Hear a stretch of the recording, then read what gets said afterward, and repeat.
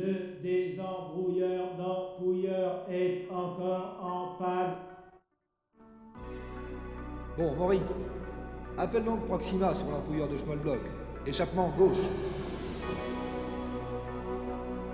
Communication engagée. Et voilà. Vous les androïdes techniciens, vous devriez retourner apprendre votre boulot chez les vrais pros, comme ceux qui communiquaient entre eux en morse. En quoi? En morse? Mais vous parlez de quoi exactement? Eh oui, messieurs. Vers 1838, sur Terre, pour échanger des messages rapidement entre deux pays, on utilisait déjà un code binaire. Un petit contacteur électrique, un fil conducteur, beaucoup d'adresses, et le tour était joué. Son inventeur, Samuel Morse, était américain. Pourtant, les deux premières grandes liaisons par câble télégraphique seront établies entre l'Europe et Nagasaki en passant par la Russie, puis entre l'Europe et les Indes en passant par le Moyen-Orient. Dès 1851, un premier câble télégraphique international relie la France et l'Angleterre en traversant la Manche. Mais l'aventure, la vraie, sera celle de la traversée de l'Atlantique Nord. En 1858, un premier câble sous-marin sera posé.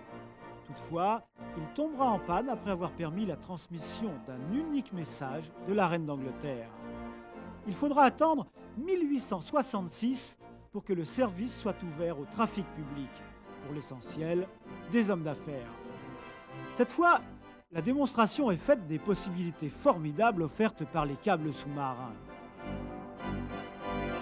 Partout dans le monde, les États et les compagnies privées développent des réseaux. 50 ans plus tard, un demi-million de kilomètres de câbles seront immergés.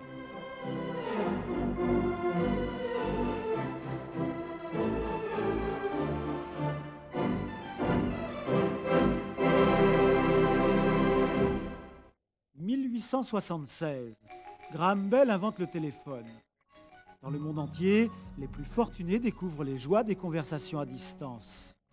Joie partagée par les familles. 1889. À Paris, la Tour Eiffel jette ses poutrelles d'acier à l'assaut du ciel. Et Gustave Eiffel lui-même n'a pas encore imaginé qu'elle puisse servir un jour de relais de télécommunication idéal. Au guichet des postes et télégraphes, les clients se pressent. En un temps record, leurs messages d'amour ou d'affaires seront distribués dans le monde entier. Les inventeurs rivalisent d'ingéniosité. Le Hughes autorise 40 mots par minute. Beaucoup mieux, par exemple, que le Breguet. Un peu plus tard, les appareils du français Baudot utilisent le principe du temps partagé. Chaque pays protège ses systèmes par des brevets. Deux maîtres mots viennent de voir le jour. Concurrence et performance. Une dépêche d'une cinquantaine de mots entre deux continents coûte le prix d'un costume.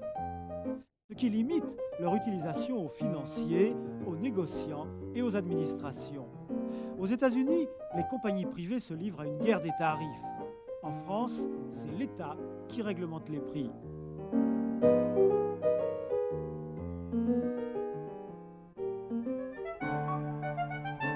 Une époque où l'homme croit que la technique va tout permettre. Le cinématographe des frères Lumière enregistre l'image. La conquête des airs en 1903 entre dans une phase active. L'aéroplane des frères Wright fait un bond de plus de 200 mètres.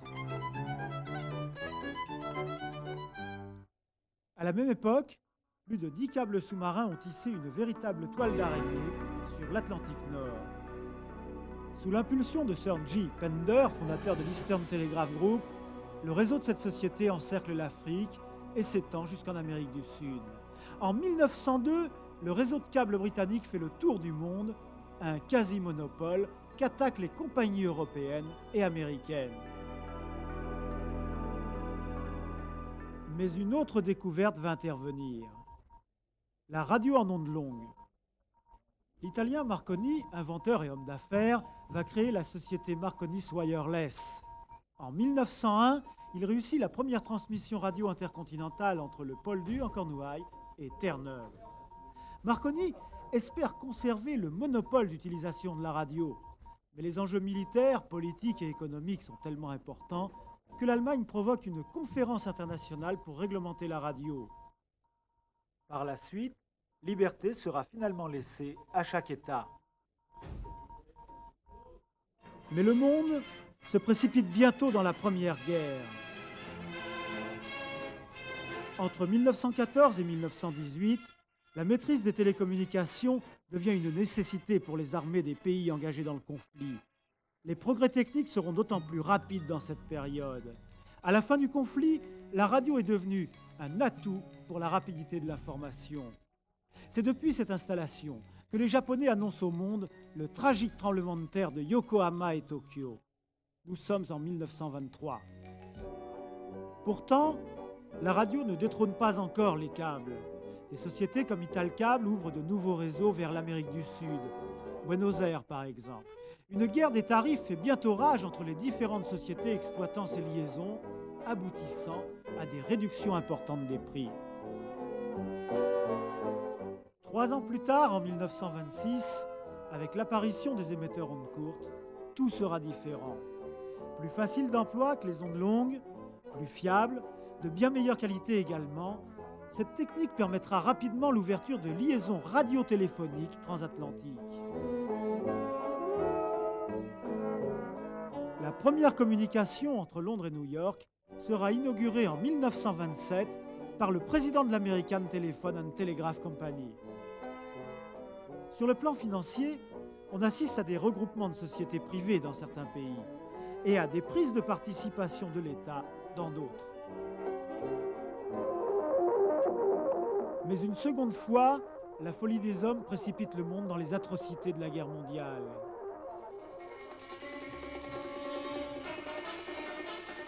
Et une nouvelle fois, des techniques nouvelles verront le jour, le radar et les micro-ondes.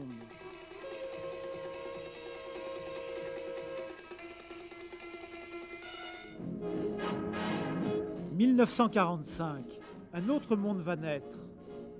Des services nouveaux permettront d'assouvir la frénésie qui s'empare des hommes pour reconstruire. Les installations sont modernisées. Elles permettent bientôt le téléx, le téléphone international et même des liaisons spécialisées. Cet âge d'or de la radio prendra fin avec les années 60. En effet, les navires câbliers sont entre-temps repartis à l'assaut des mers. Avec la mise au point de matières isolantes performantes, les premiers câbles coaxiaux sont raccordés, multipliant le nombre de circuits. En 1960, le transistor révolutionne la technique des répéteurs placés le long des câbles. Cette fois, le nombre de circuits explose, 5000 en 1975. Le transistor n'est pas la seule révolution des années 60. Du fond des mers, les télécommunications vont gagner l'espace cosmique.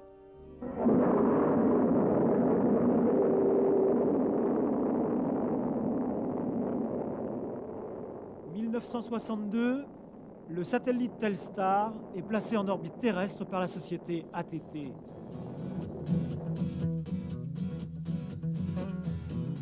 En France, appelée Meurbaudou, une spectaculaire antenne d'émission et de réception satellite a été spécialement construite.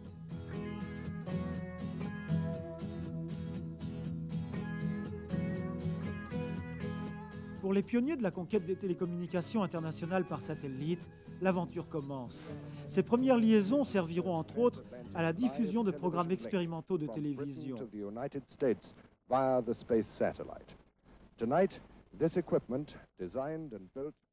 Paris, à son tour, émet vers les États-Unis. La la la, mine de rien, la voilà qui revient. La chansonnette, elle avait disparu, le pavé de... Ainsi, le grand public découvre pratiquement en même temps que les spécialistes les performances du satellite. En 1965, l'organisation internationale Intelsat dispose d'un engin capable de transmettre simultanément 240 circuits et un canal de télévision.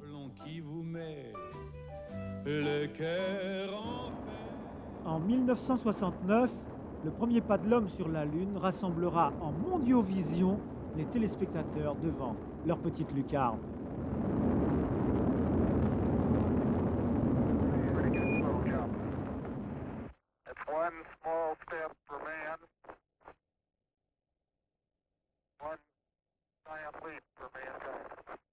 Un petit pas pour l'homme, un pas de géant pour les télécommunications.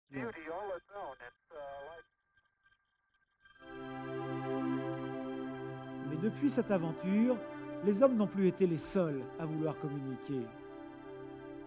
À leur tour, les machines ont eu leurs exigences. D'un pays à l'autre, les ordinateurs ont commencé à échanger leurs données en prenant la voie du ciel. Et la Terre elle-même s'est hérissée à la surface de grandes oreilles.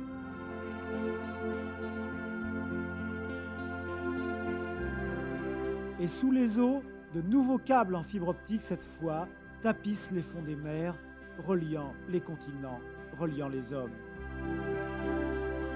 À la fin de ce millénaire, ces systèmes, non plus concurrents mais complémentaires, acheminent des milliards de messages sur des centaines de milliers de circuits. En un siècle et demi, compagnies privées et administrations ont appris à travailler ensemble, aidés en cela par les réglementations et les normalisations édictées par l'Union internationale des télécommunications. Aujourd'hui intégrée à l'ONU, cette union avait été créée en 1934 en succession à la Convention télégraphique internationale, née à Paris en 1865. C'était le temps des pionniers, le point de départ d'une aventure tournée résolument vers l'avenir. Avec ses inconnus, mais aussi ses espoirs. Un jour, les terriens communiqueront peut-être avec l'univers.